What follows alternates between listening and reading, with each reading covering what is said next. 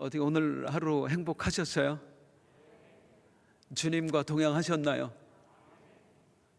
한 여자분이 정신과 병원에 갔어요. 그리고 이제 자기의 힘겨움을 토로하는 거예요.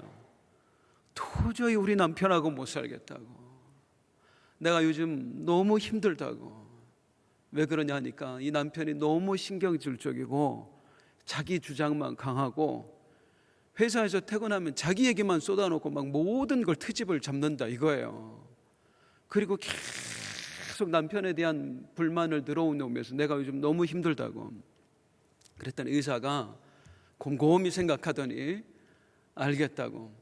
그럼 내가 처방해 줄 테니까 이 약을 가지고 가라고 하더니 물약을 주는 거예요. 그런데 이 물약을 가지고 있다가 이거는 때마다 먹는 게 아니라 남편이 들어왔을 때 남편이 갑자기 신경질을 내거들랑 이 물약을 입에 넣어라. 그리고 절대 삼키면 안 된다. 삼키지 말고 입에 머금고 있어라. 근데 알겠다고 그렇게만 하면 되겠느냐고 이제 그러라고 했어요.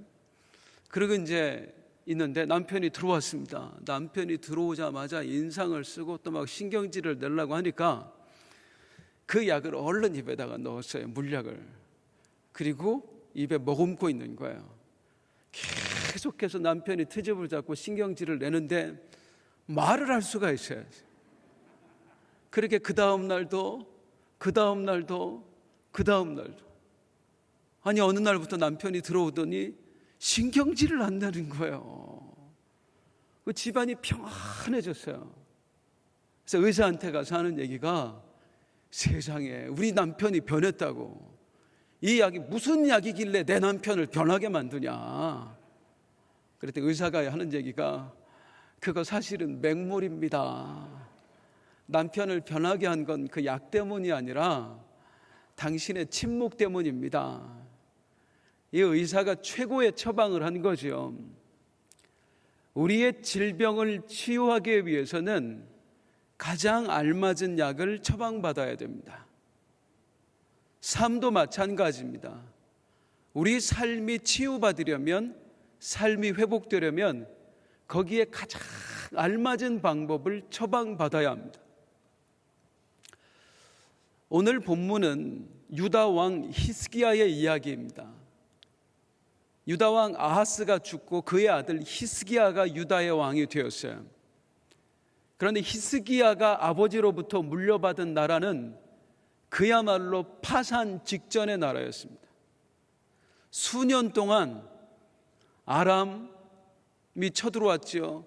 북이스라엘이 쳐들어왔지요. 아수르 쳐들어왔지요. 에돔이 쳐들어왔지요. 블레셋이 쳐들어왔지요. 연달아 이 전쟁을 겪는 바람에 온 나라가 다 쑥대밭이 되었어요.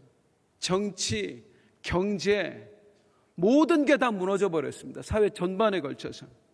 그야말로 파산 직전의 나라를 물려받은 거예요. 회생의 가능성이 전혀 없습니다. 혹시 오늘 예배 드리는 분들 중에 이 파산 직전의 삶을 살고 계신 성도님들 계신가요? 언제 가정 경제가 파탄 날지 몰라서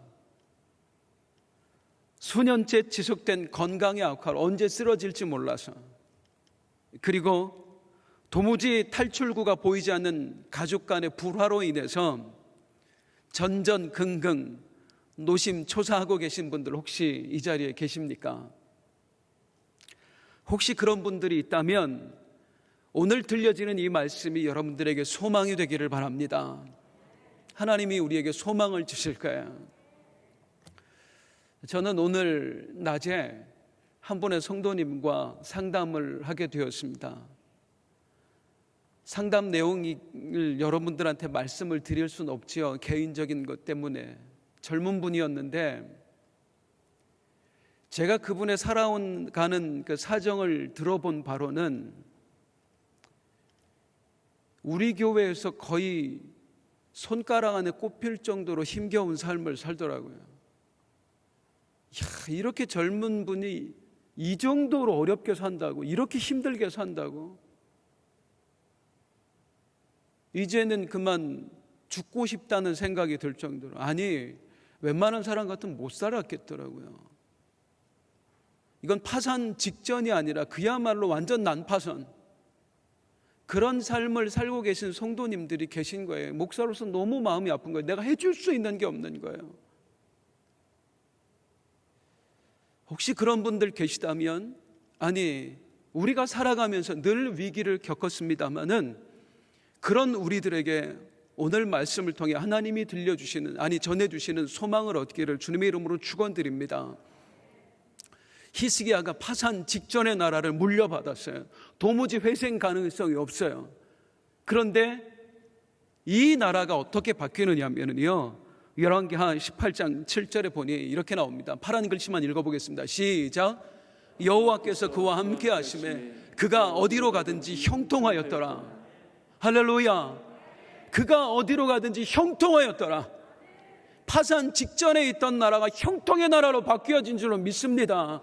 오늘 이 역사가 우리 모두에게 일어나기를 주님의 이름으로 소망합니다.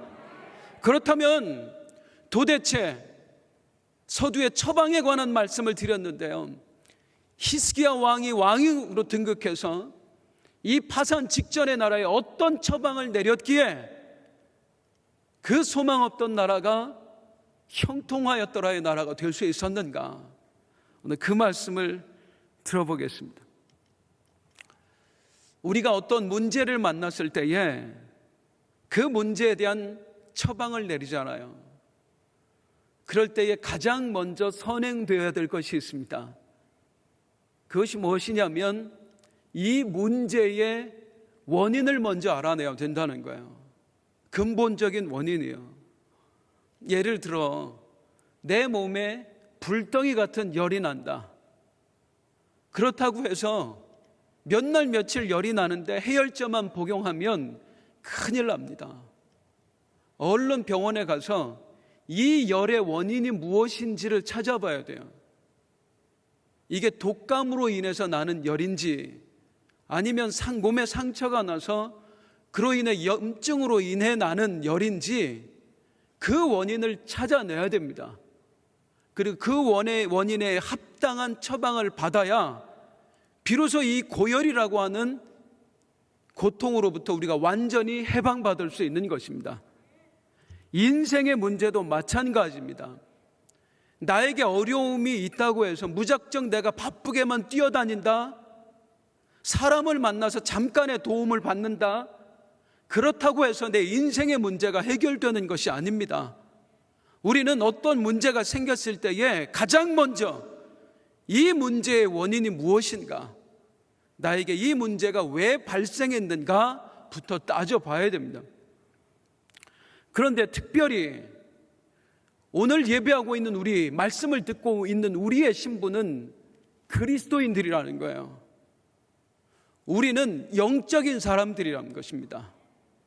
그렇다면 문제의 원인을 찾는 데 있어서도 우리는 믿지 않는 사람들과 달라야 합니다.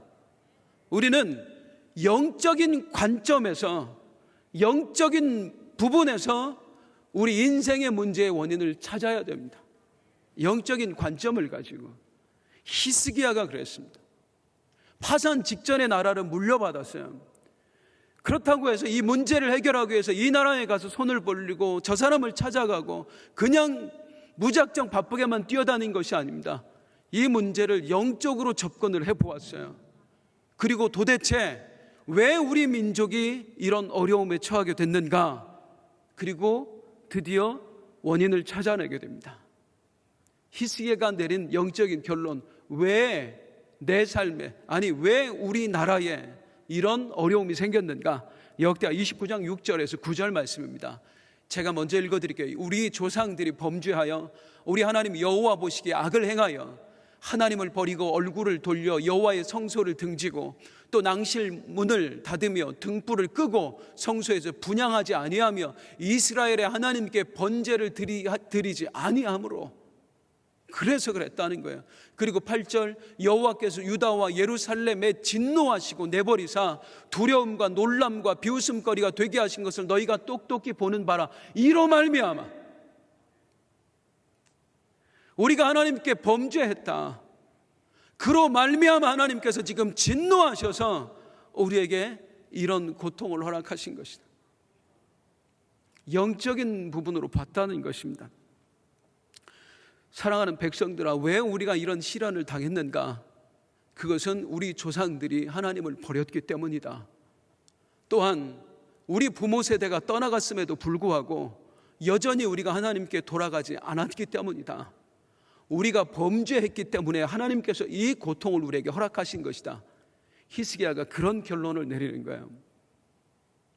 여기서 이제 한 가지 오해하지 말아야 될 건, 고통의 원인이 단순하게 죄 때문입니다, 그렇게 말하면 안 된다는 겁니다. 이 본문에서 그렇다는 거예요. 사실 우리 하나님이 그렇게 째째하지 않아요. 이렇게 어렸을 때부터 조금 보수적인 교단에서 신앙생활 하신 분들은 어떤 문제가 생기면 죄책감을 먼저 가져요. 그리고 내 죄 때문이 아닌가 그런 생각을 해요. 왜냐하면 벌 주시는 하나님에 대해서 너무 많이 들었거든요. 그래서 길을 가다가 넘어지면 아유, 내가 예배 안 나가서 그런가? 교통사고 나면 11조 안 드려서 그런가? 아니, 우리 하나님 그렇게 째째하지 않으십니다. 우리 하나님은 노하기를 더디하시며 인자와 진실이 풍성하신 하나님이신 줄로 믿습니다. 우리가 범죄할 때마다 하나님이 진노하시고 벌을 주셨다면 여기 있을 사람 아무도 없어요. 어쨌든 중요한 것은 우리가 모든 사건 앞에서 그 사건을 바라보는 관점이 영적이어야 된다는 것입니다. 그러면 얻어낼 수 있는 게 있어요. 영적으로 사건을 바라보면 이 찾아온 고통이 내 죄 때문이든 아니면 하나님이 연단을 허락하신 것이든 우리가 영적인 복을 누릴 수가 있어요. 하나님과 더 가까워질 수가 있습니다. 그래서 모든 문제를 바라볼 때 영적인 관점을 갖는 것은 매우 중요합니다. 히스기야가 영적인 관점을 바라봤고 그래서 결론을 내린 것, 그게 무엇이냐? 지금 우리가 이 고통을 당하고 있는 것은 우리의 죄 때문이다. 우리의 죄 때문이다. 자기 아버지의 행실을 봤거든요. 얼마나 악하게 살았는지, 하나님 앞에서 얼마나 못되게 굴었는지. 그러면서 내린 결론이 뭐냐면 우리가 하나님을 버리면 하나님께 버림당한다. 이 사실을 깨닫게 되는 거예요. 그러면서 여기서 우리가 회복되기 위해서 가장 필요한 것은 무엇인가 하고 히스기야가 내린 결론은 이것이었습니다. 이게 히스기야의 회복의 출발이었어요. 열왕기하 18장 5절을 한번 보겠습니다. 우리 파란 글씨만 같이 읽을게요. 시작. 히스기야가 이스라엘의 하나님 여호와를 의지하였는데, 히스기야가 영적으로 문제를 바라봤고 드디어 깨달았습니다. 우리가 범죄했기 때문에 우리에게 이 고통이 찾아왔다. 우리가 하나님을 버렸기 때문에 지금 하나님으로부터 우리가 버림을 당한 것이다. 우리가 지금 파산 지경에 이른 것은 우리가 하나님의 손을 놓아버린 것이다. 그렇다면 우리가 다시 회복되기 위해서는 어떻게 해야 될 것인가? 그 하나님께 돌아가야 된다. 하나님의 손을 붙잡아야 된다. 하나님을 의지해야 된다. 이런 결론을 내린 거예요. 사랑하는 성도님들, 어떤 문제로 고통받고 계십니까? 분명히 믿으시기 바랍니다. 우리의 해결책은 하나님이신 줄로 믿습니다. 그냥 하나님이 아니에요. 하나님은 우리의 유일한 해결책이에요. 하나님을 붙들 때에만 우리가 완전한 회복을 경험할 수 있습니다. 할렐루야. 그럼 더 중요한 것이 있어요. 정말 중요한 거예요. 절대로 깨달음은 깨달음으로 그쳐서는 안 된다. 깨달음으로만 그쳐서는 안 된다. 히스기야가 깨달았습니다. 무엇을 깨달았어요? 영적인 문제로 바라봤고 이건 우리의 범죄 때문이다. 우리가 하나님의 손을 놓아버렸기 때문이다. 우리가 회복되려면 어떻게 해야 된다? 여호와를 의지해야 된다. 이걸 깨달았어요. 많은 그리스도인이 실수하는 건 뭐냐면 깨달음에서 그친다는 것입니다. 깨달음에서. 예배의 말씀을 듣고 깨닫는 거예요. 아, 나를 도우실 분은 하나님이시구나. 하나님만이 나를 회복시키실 수 있구나.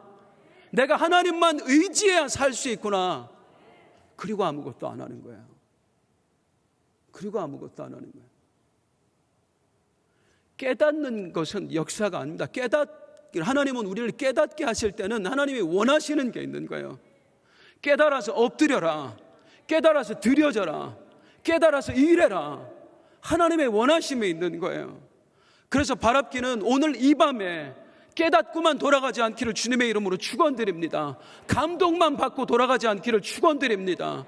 오늘 이 예배를 통해서 우리는 하나님을 찾아야 되고 하나님께 부르짖어야 되고 하나님을 만나야 되고 하나님께 새로운 삶을 결단해야 합니다. 그리고 그 결단한 대로 살아낼 때에 비로소 우리의 삶의 변화가 일어나는 거예요. 회복의 역사가 일어나는 거예요. 히스기야도 마찬가지였습니다. 아, 하나님을 의지해야 하는구나. 여기서 그치지 않았어요. 그럼 구체적으로 내가 어떻게 하나님을 의지할 것인가? 히스기야는 여기서 완전히 자기의 삶을 바꿔버려요. 백성들과 함께. 깨달음이 삶으로 표현되어질 때에 드디어 회복의 역사를 봤다는 거예요. 그러면 하나님을 의지해야 하는구나. 이 이후에, 이 깨달음 이후에 히스기야가 어떠한 행동을 했는가? 어떠한 행동을 했는가? 역대하 29장 오늘 본문 2절에 보면 이렇게 말씀하고 있습니다. 히스기야가 그의 조상 다윗의 모든 행실과 같이 어떻게 했더라? 여호와 보시기에 정직하게 행하였더라. 움직였더랍니다. 다시 말씀드립니다. 움직일 때 역사가 일어납니다. 행동할 때 역사가 일어납니다. 그러면 무엇을 행동했느냐 하는 거죠. 원인을 찾았잖아요. 내가 무엇 때문에 우리가 힘들게 됐는지. 그로부터 이제 드디어 올바른 처방전이 나오는 거예요. 우리 백성들아, 우리가 이렇게 하자. 이렇게 할 때에, 이렇게 행동할 때에 우리에게 회복의 역사가 주어질 것이다. 히스기야의 처방전입니다. 히스기야의 처방전 그 첫 번째를 보겠습니다. 역대하 29장 3절 말씀 함께 읽을게요. 시작. 첫째 해 첫째 달에 여호와의 전 문들을 열고 수리하고. 한번 따라 하시겠습니다. 첫째 해 첫째 달에. 이 첫째 해 첫째 달에가 언제를 말할까요? 히스기야가 왕이 되고 나서 첫째 해 첫째 달에. 저는 이 구절이 그렇게 감동스러워요. 왕이 되고 나서 첫째 해 첫째 달에 가장 먼저 히스기야가 무엇을 했더라? 여호와의 전 문들을 열고 수리했더라. 아까도 말씀드렸습니다마는 수십 년 동안 계속된 전쟁으로 인해서, 외세의 침략으로 인해서 온 나라가 피폐해졌습니다. 완전히 황폐해졌습니다. 성전만 무너진 것이 아니라 왕궁도 무너졌고요, 온갖 주요 시설들 다 파괴되었습니다. 손대야 될 것이 한두 군데가 아니었어요. 해야 할 일이 한두 가지가 아니었어요. 그런데 히스기야는요, 그 많은 일들 가운데에 가장 먼저 무엇을 했어요? 하나님의 성전부터 수리했어요. 가장 먼저. 이게 무엇을 뜻합니까? 히스기야와 유다의 백성들이 그 삶의 우선순위를 정했다는 것입니다. 이게 첫 번째 회복의 처방전이었어요. 삶의 우선순위. 어떻게? 따라하십니다. 먼저 하나님. 먼저 하나님. 먼저 하나님.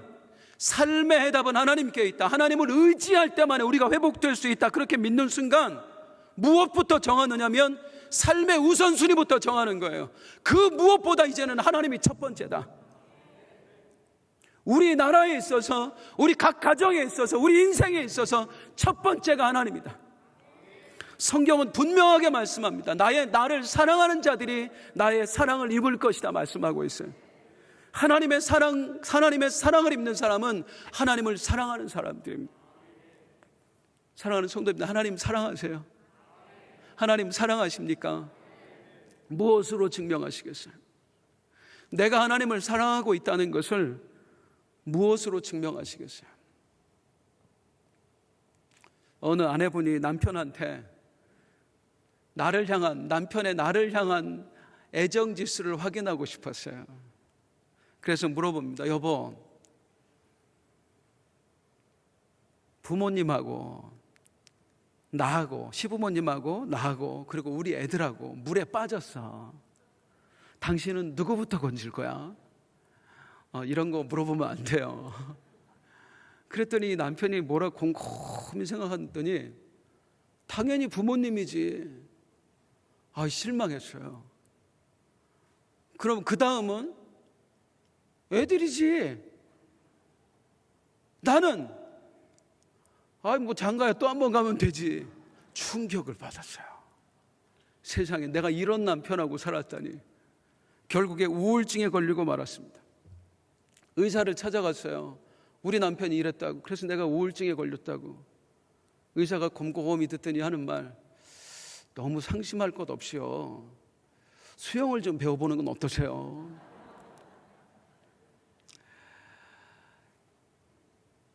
누군가를 사랑하면 그 사랑하는 사람이 우선순위에 있어야 돼요. 아내를 사랑하면 아내가 무엇에 있어서든 첫 번째 우선순위여야 돼요. 그래야 진짜 아내를 사랑하는 거예요. 하나님 사랑도 마찬가지입니다. 하나님 사랑은 말로만 하는 게 아니에요. 하나님 사랑은 마음으로만 하는 게 아니에요. 하나님 사랑은 삶으로 하는 거예요. 어떻게?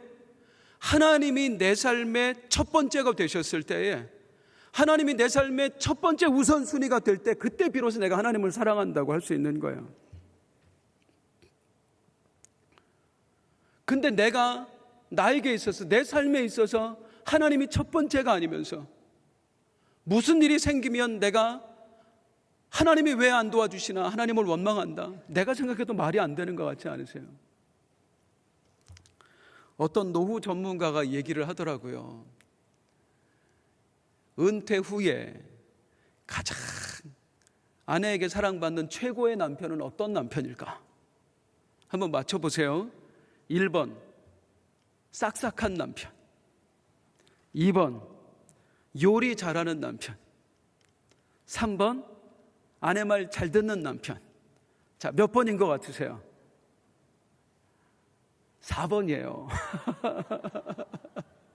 4번은 뭐냐면, 은퇴 후에 아내에게 최고로 사랑받는 남편은 집에 없는 남편이래요. 요즘 남자들 굉장히 불쌍한 것 같습니다. 불쌍해요, 여러분들이요. 우리 옛날 분들은요, 그 집안의 아버지가, 가장들이 모든 것에 있어서 우선순위였어요. 저 어릴 때만 해도 기억하는 건, 아버지가 출근하고 안 계시거든요. 퇴근하려면 한참 남았거든요. 그런데도 어머니가 밥을 뜨면 아버지 밥부터 드세요. 그리고 이제 아랫목에 놔두시는 거예요. 늘 아버지 밥그릇이 따로 있었고 아버지 수저 세트는 따로 있었어요. 그건 누구도 손대면 안 돼. 제가 그래서 저희 집에서 밥그릇은 차마 못하고 수저만 제 거를 따로 썼거든요. 또 우리 막내 아들은 왜 아빠만 따로 쓰냐고 막 짜증을 내고 막 왜 못 쓰게 하냐고. 그런데 우리 예전엔 그렇게 가장들에게 우선순위를 뒀어요. 근데 요즘 아빠들 불쌍해요. 세상에 식탁에 제육볶음이 있어서 먹으려고 그러면은 애들 먹을 건데 왜 손을 대냐고 막 그렇게 하세요. 아니, 세상에 애한테 밀리는 건 그래도 참을 수가 있어요. 세상에 개, 고양이 얘네들이 먼저 해요. 남편들 너무 불쌍해. 한번 여쭤보겠습니다. 우리 집사님 집에서 몇 번째, 몇 순이나 되시는 것 같아요, 중요도가? 더 중요한 건 우리 집에서 하나님은 몇 번째 순이에요? 하나님은 몇 번째? 우리 집에 어떤 일을 결정할 때 하나님은 어느 정도나 고려되고 있습니까? 예를 들어서 이사를 해야 돼요. 이사를 해야 되는데 가장 내가 고려하는 건 무엇입니까?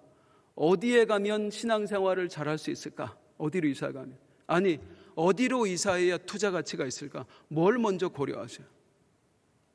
학교를 진학을 할 때 우리 젊은이들, 여러분들의 고려 대상은 뭐예요? 내가 무엇을 공부해야 하나님의 비전을 이룰 수 있을까?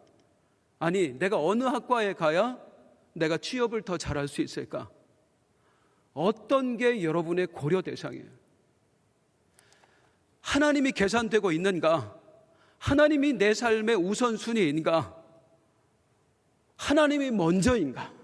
우린 늘 나를 살펴야 할 줄로 믿습니다. 죄송한데 이게 가족 얘기하면 좀 미안한데요. 저희 아이 얘기를 좀 할게요. 저희 큰아이가 대전에 있는 학교에 있어요. 그 대학원생인데 연구원에 있습니다. 그런데 어느 날 이 아이가 와서 몇 달 전에 자기 간증을 얘기를 하는 거예요.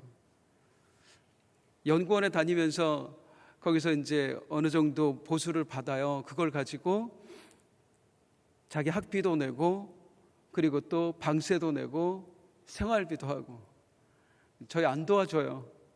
나 하나님 의지하고 네가 살아라. 그러니까 빠듯하다고, 살기가 빠듯해요. 근데 이 아이가 집에 와서 어떤 얘기를 하냐면 간증할 게 있대요. 뭘 간증하냐면 사실은 자기가 몇 달 동안 11조를 못했대. 엄마 아빠 너한테 너무 죄송한데 너무 힘들어서 11조를 못했대. 뭐 생활비도 모자랄 정도니까요. 그러면서 하는 얘기가 그렇게 마음에 늘 찔림을 받고 있다가 주일날 와서 예배를 드리는데 담임 목사님 말씀에 그날 은혜를 받은 거예요. 도전을 받은 거예요. 도대체 내가 이래서는 안 되겠다.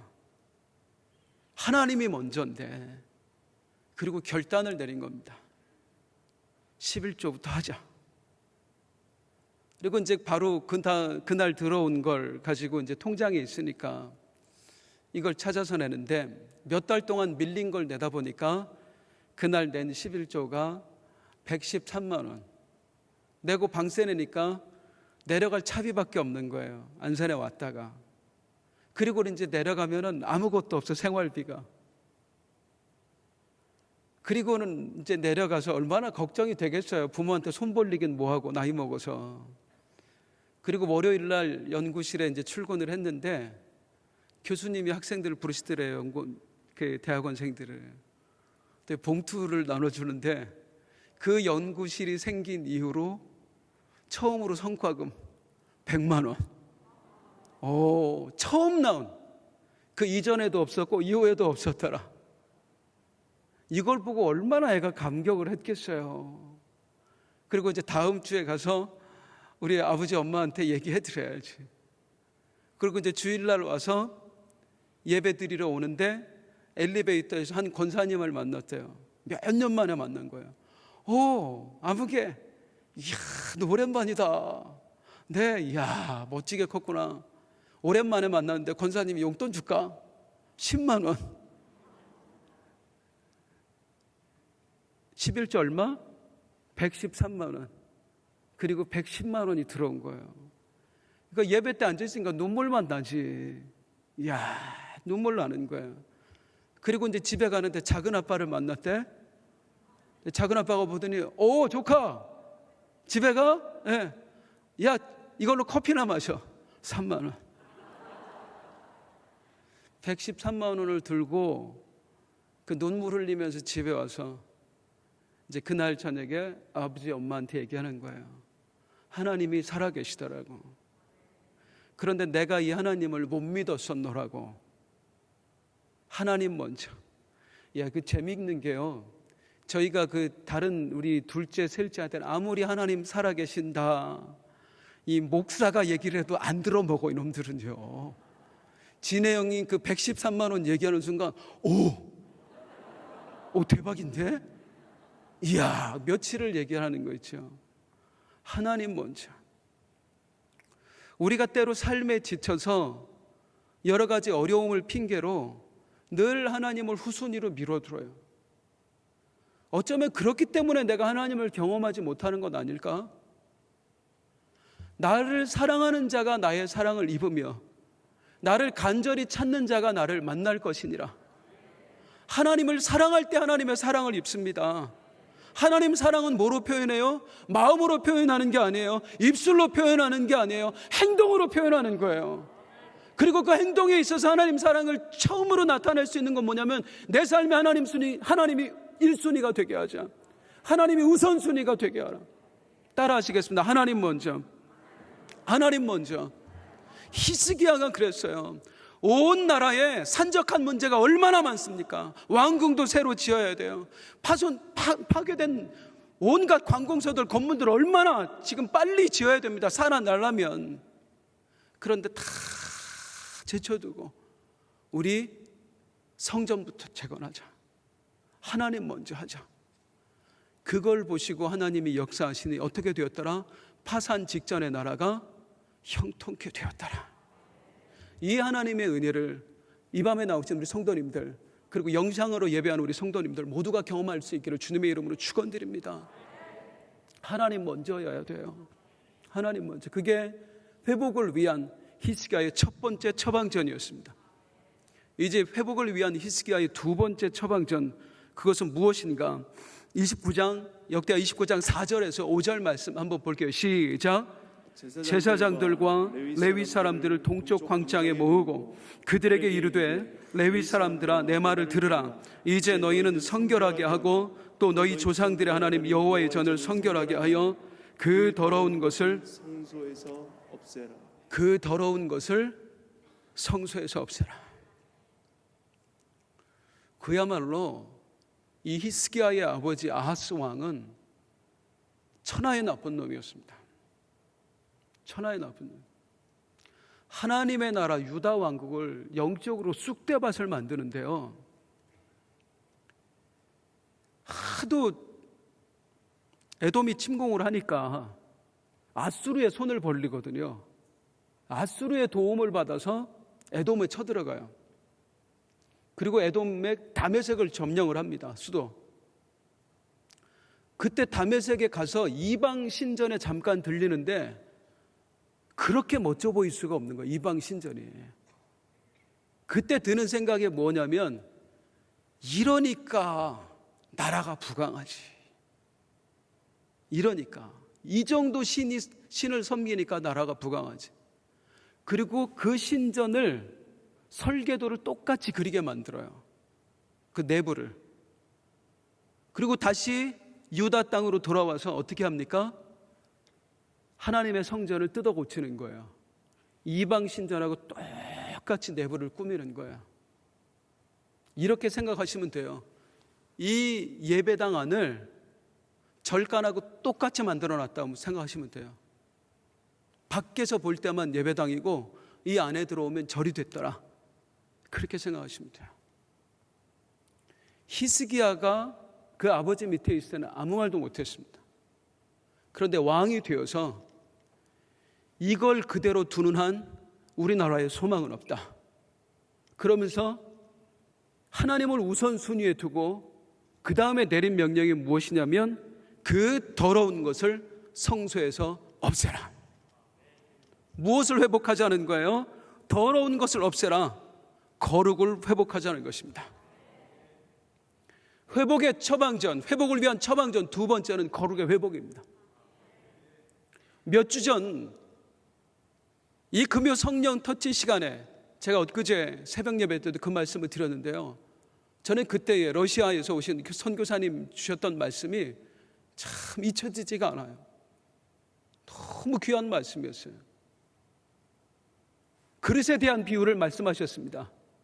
하나님은 어떤 그릇을 쓰시는가? 금그릇, 은그릇, 놋그릇, 질그릇, 이 그릇들 중에 하나님은 어떤 그릇을 귀히 쓰시는가? 정답이 무엇이었습니까?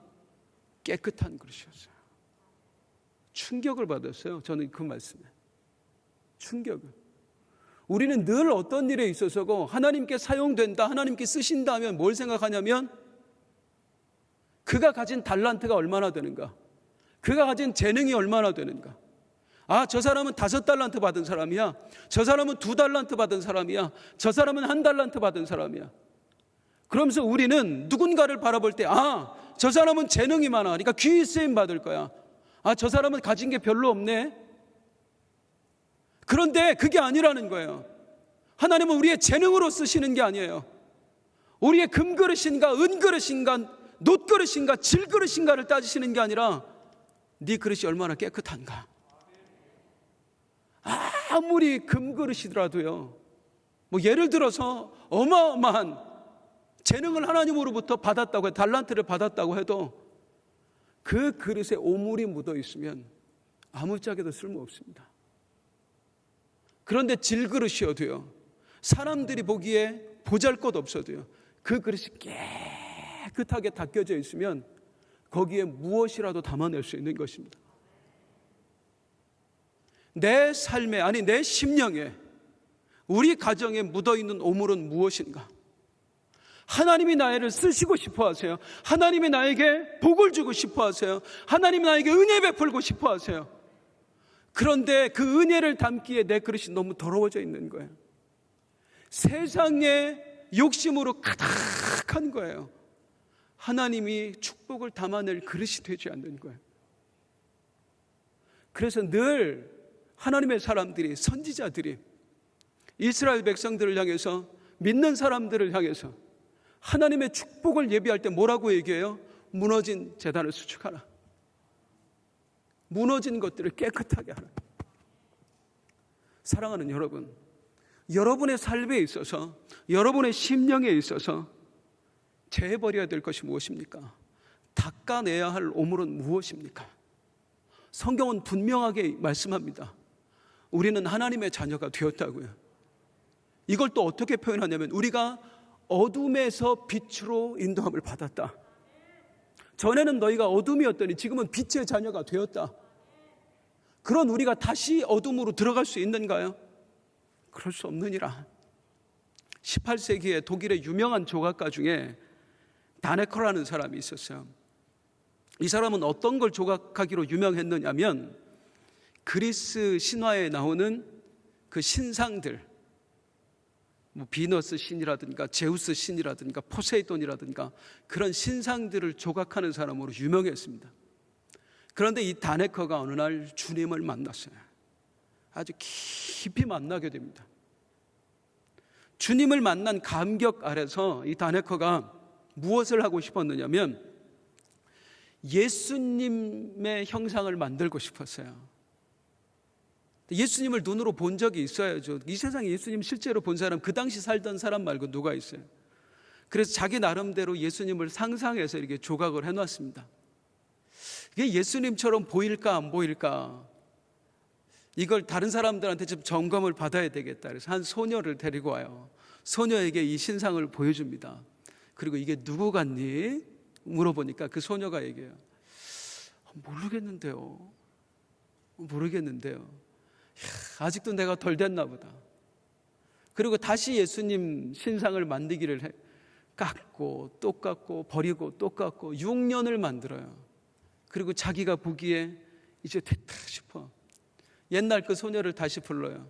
얘야, 이게 누구 같니? 그 소녀가 예수님이잖아요. 그 말에 이제 눈물을 펑펑 흘립니다. 평생에 우상신만 조각하던 내가 드디어 예수님 신상을 만들어냈다는 거에 자기 스스로도 감격이에요. 얼마 후에 나폴레옹 황제로부터 요청이 들어옵니다. 루브르 박물관에 세울 비너스 신상, 우상 신상을 하나 만들어 달라는 명령이었어요. 그때의 다네커가 이런 말을 남깁니다. 예수 그리스도, 그분의 신상을 만든 이 손으로 나는 더 이상 더러운 우상을 만들 수가 없습니다. 내 손을 더럽힐 수가 없습니다. 에베소서 5장 8절, 너희가 전에는 어둠이더니 이제는 주 안에서 빛이라. 빛의 자녀들처럼 행하라. 어둠에서 한번 빠져나오면 다시 어둠으로 들어갈 수가 없는 것입니다.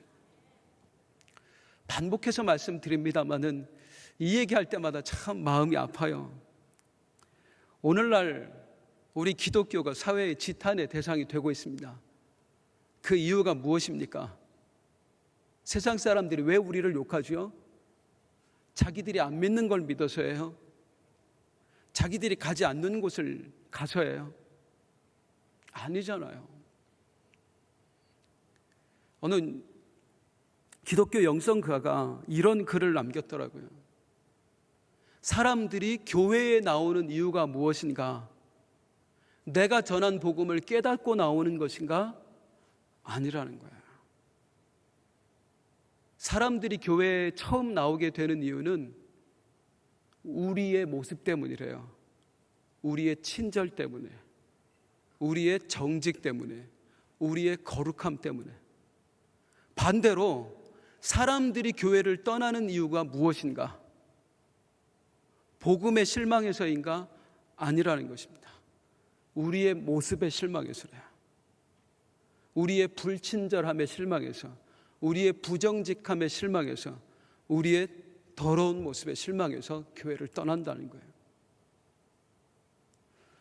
우리 오늘날 우리 그리스도인들에게 회복되어야 될 것들 중에 가장 시급한 것은 바로 거룩입니다.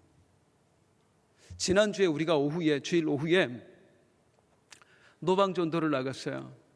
근데 이번에는 특별하게 우리가 거리 청소를 했어요. 성도님들 그날 그 행사를 마치고 표정이 너무 밝아요. 교구 통해서 우리 목사님들, 제가 이렇게 몇 군데 찾아갔는데 그렇게 밝을 수가 없어요. 다른 데도 마찬가지였대요. 다른 때보다 유난히 표정이, 다른 때 노방전도 나갔을 때보다 훨씬 표정이 밝더래요. 이유가 뭐인고 하니, 그동안 노방전도 나가면 욕먹었어 우리가. 전도지 나눠주면 됐어요. 그런데 이번에 거리 청소하고 하니까 칭찬하더라는 거예요. 여기저기서 고맙다고 그러는 거예요. 그렇다고 해서 계속 청소만 하면 안 되겠지요. 복음도 전해야 되겠죠. 그런데 그 한 가지 행동을 통해서도 우리가 느끼게 되는 것이 뭐예요? 세상 사람들이 과연 무엇에 감동을 받는가? 어디에 그들의 마음이 움직이는가? 세상 사람들 뿐만이겠습니까? 우리 하나님은요? 우리 하나님은 우리의 중심을 보시잖아요. 나를 쓰시기를 원하세요. 나에게 복을 담아주기를 원하세요. 내 그릇에 은혜를 담아주기를 원하세요. 거룩을 상실한 오물이 가득한 내 모습에 하나님은 얼마나 마음 아프실까? 그리고 또 그 거룩을 회복한 나에게 하나님은 또 얼마나 흐뭇하실까? 사랑하는 여러분, 회복을 원하십니까? 먼저 거룩입니다. 내 그릇이 깨끗해질 때에, 내 삶의 그릇, 은혜의 그릇이 깨끗해질 때에 하나님이 가득 채워주실 줄로 믿습니다. 물론 거룩하게 산다는 거 쉽지 않습니다. 이 부정직한 세상에서 정직하게 살아간다, 정직하게 사업한다, 절대로 쉬운 일 아닙니다. 무겁습니다. 버겁습니다. 그런데 있잖아요, 제가 이런 글을 읽다가 참 감동을 받았어요. 새가 하늘을 날잖아요. 하늘을 나는 새에게 있어서 날개가 얼마나 무거울까? 날개 무겁잖아요. 그런데 그 날개가 있어서, 그 무거운 날개가 있어서 새가 하늘을 날 수 있다는 거예요. 바다에 떠다니는 배, 돛이 있잖아요. 그 돛이 얼마나 무거운가? 이 배에 버거울 정도로 돛이 무겁습니다.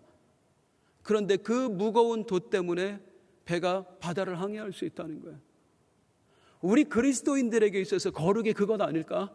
무겁습니다. 버겁습니다. 그런데 그 거룩이 우리로 하여금 은혜를 항해하게 만들고 우리로 하여금 축복을 항해하게 만든다. 주여, 나에게 거룩이 회복되게 하여 주시옵소서. 히스기야의 회복을 위한 처방전 세 번째 보겠습니다. 이제 마지막 11절 함께 읽습니다. 11절 시작. 내 아들아, 이제는 게으르지 말라. 여호와께서 이미 너희를 택하사 그 앞에서 수종들어 그를 섬기며 분향하게 하셨느니라. 하나님을 섬기며 분향하라. 뭐 회복하자는 거예요? 예배를 회복하자는 겁니다. 예배를 회복하자. 히스기야가 눈을 들어 보았습니다. 그랬더니 뭐가 보여요? 무너진 나라가 보여요. 무너진 나라가. 정치가 무너졌습니다. 경제가 무너졌습니다. 치안이 무너졌습니다. 그런데 그 어떤 것보다도 히스기야의 눈에 들어온 것은 무엇이냐면 이 나라의 예배가 무너졌다는 거예요. 우리가 영적인 눈을 갖는다는 게 그렇게 중요한 거예요. 육신의 눈으로 들어보면 육신의 것밖에 안 보여요. 경제가 힘드네. 이게 이런 어려움이 있네. 저 사람이 나를 힘들게 하네. 그런데 영적인 눈을 들어보면 진짜 봐야 될 것, 진짜 세워야 될 것이 보이는 거예요.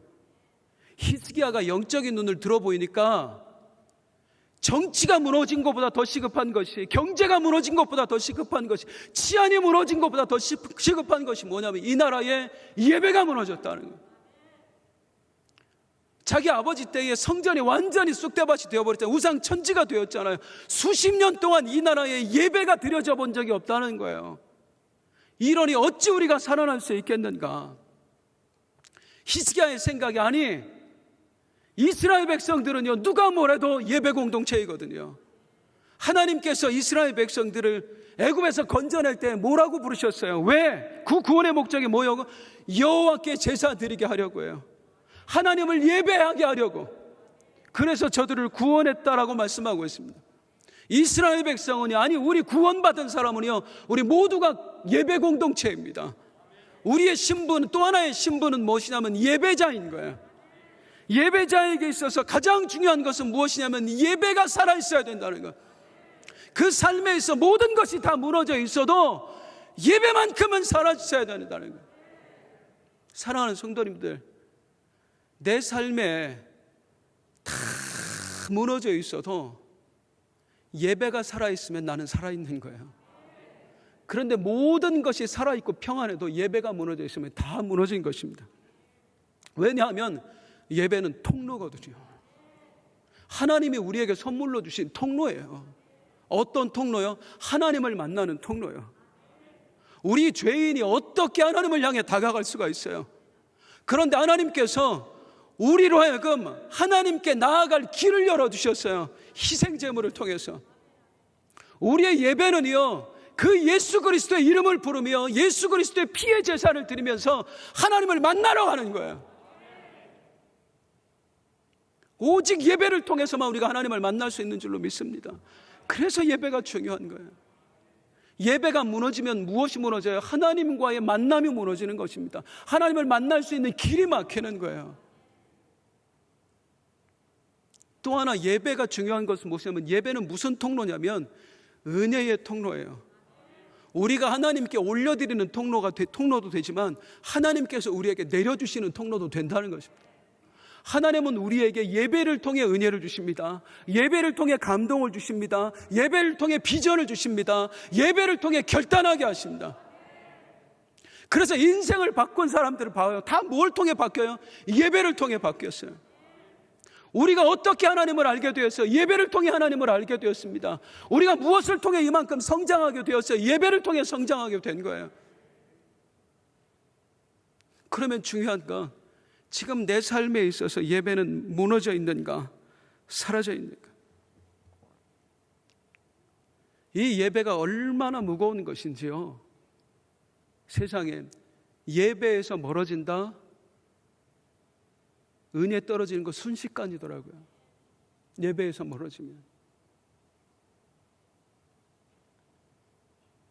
몇 주 예배 빠졌더니요, 순식간에 어떤 마음이 들었죠? 하나님이 정말 살아계신가? 그런 의심이 든다고 고백을 하세요. 영상 예배 드리는 동안 몇 개월 온전히 예배를 못 드렸더니. 오늘 이 예배에 나와주셔서 정말 감사합니다. 또 영상으로 예배하시는 분들도 너무나 감사합니다. 그럼에도 우린 나 스스로에게 물어봐야 돼요. 아니, 하나님 앞에서 점검 받아야 합니다.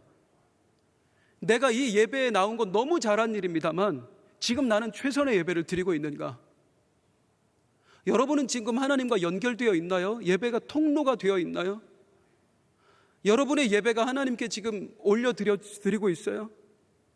하나님으로 지금 무엇인가가 내려오고 있나요? 교통이 있느냐고요. 내 예배가 살아있는 예배이냐는 늘 우리는 그걸 점검하고 또 헤아리고, 그래서 몸부림쳐야 돼요. 그냥 이 자리에 왔다가 가는 것이 아니라 하나님, 오늘 이 예배를 통해서 끊어졌던 통로가 회복되게 하여 주옵소서, 연결되게 하여 주옵소서. 하나님이 느껴져야죠. 하나님의 자녀인데, 하나님을 믿는 사람인데 하나님이 느껴져야죠. 그런데 예배를 드리고 갔는데도 하나님이 안 느껴져 실패한 거죠. 우리는 그것 때문에 통곡하고 울어야 됩니다. 부디 오늘 이 드려지는 예배를 통해서, 오늘 말씀과 찬양과 기도를 통해서 하나님과의 연결 통로가 다시 이어질 수 있기를, 아니 그 통로가 더 확장되어질 수 있기를 주님의 이름으로 축원드립니다.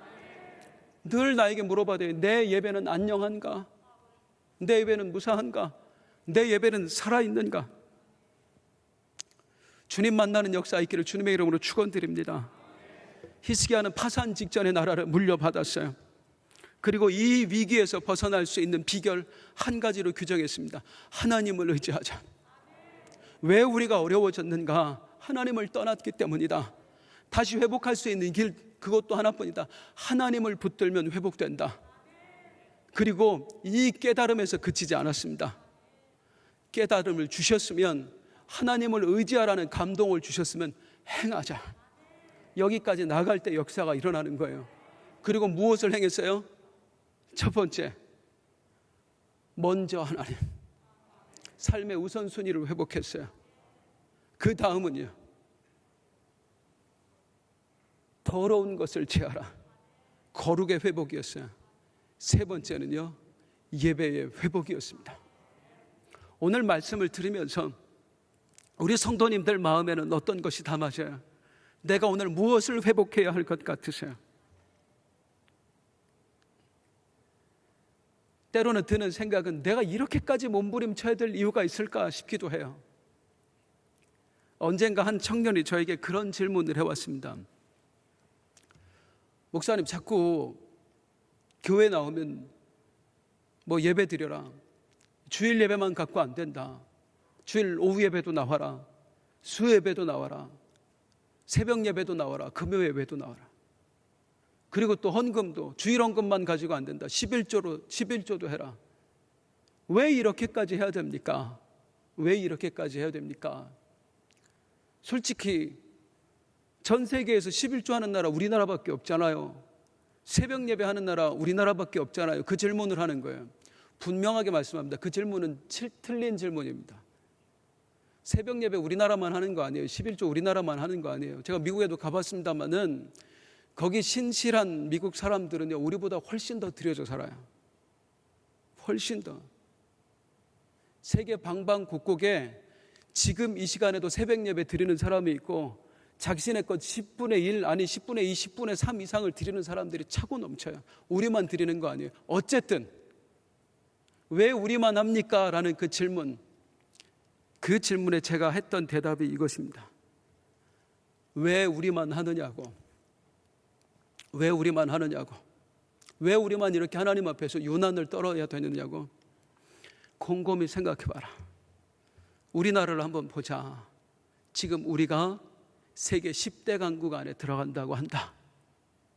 우리나라 불과 수십 년 전에 일제 치하에 있었다.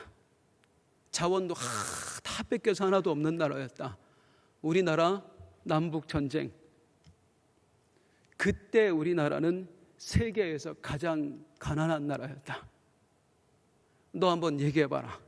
세계 역사에서 가장 가난한 나라였다가 불과 수십 년 만에 세계 10대 강국에 들어가는 나라가 됐던 그런 민족, 그런 나라 역사에 어디 있느냐? 우리나라밖에 없다. 왜 우리나라만 유독 우리나라 기독교만 하나님 앞에 이렇게 몸부림치느냐고. 그래서 우리만 받은 축복이 있잖아. 세상 사람들은 인정하지 않겠지만요, 우리는 그렇게 믿잖아요. 아니, 우리는 그렇게 확신하잖아요. 하나님이 아니고는 이 나라가 이렇게 설 수 없어요. 저절로 된 것 아닙니다. 유별나게 하나님 앞에 몸부림쳤기에, 그 새벽을 깨우고 11조를 드리고 하나님께 헌신했기에 하나님이 그 헌신을 외면하지 않으신 거예요. 우리에게 부어주신 거예요. 이스라엘도 마찬가지였습니다. 유다도 마찬가지였습니다. 그들이 하나님을 향해 헌신할 때 하나님은 그들에게 쏟아 부어주셨어요. 다윗의 나라일 때 하나님은 그들에게 세계에서 가장 강력한 나라가 되게 해주셨어요.